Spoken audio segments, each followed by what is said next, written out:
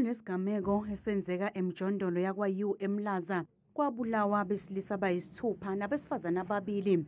Bane abantu abasinda. uDlamini uyena kuphela umsolwa owaboshwa mayelana naleli cala. His actions in terms of his circumstances in which he can apply for bail, he has opted to abandon bail at this stage, Your Worship. Kolunye udaba, inkantolo yemantshi yaseMlaza ilihlehlisele uLwesihlanu icala labasolwa abane abaneminyaka engu-24 no-28 ubudala ababoshwa ngemuva kokushona kukaLuke Edwards owatholakala ebulewe ngesihluku. Umndeni wakhe uthi ufuna izimpendulo. uSibusiso Ncengwa osolwa ngokubulala wayengunobhala jikelele wophiko lwentshe ANC. uSindiso Magaqa uvele enkantolo ephakeme yaseMgungundlovu namuhla njengoba beqhubeka uhlelo lokugwetshwa kwakhe. Ucele ukuthi ijaji limxegisele isigwebo njengoba ilivumile icala.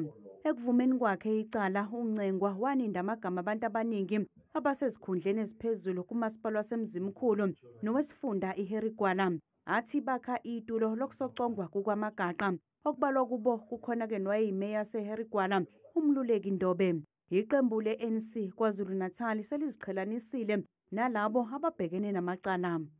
We cannot interfere with the independence of the judiciary, but we believe that such capital offense deserves the toughest of sentences in statehood in the Republic of South Africa, especially the manner in which this murder was committed.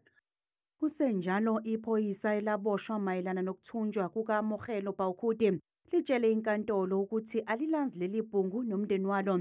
uPhilemon Duns ubethula ubufakazi esicwelweni sakhe sebheyili enkantolo yemantshi yaseBloemfontein. iNPA iwahoxisile amacala kwabanye abahlanu abebeboshelwe leli cala ngenxa yokungabibikho kobufakazi. Amaphoyisa athi kungenzeka kube khona abanye ababoshwayo njengoba kuqhubeka uphenyo. If anything lead them to anyone, there's still an open door for them to arrest. So it's a matter of the investigation is ongoing. Isicelo sebheyili sizoqhubeka ngoLwesine.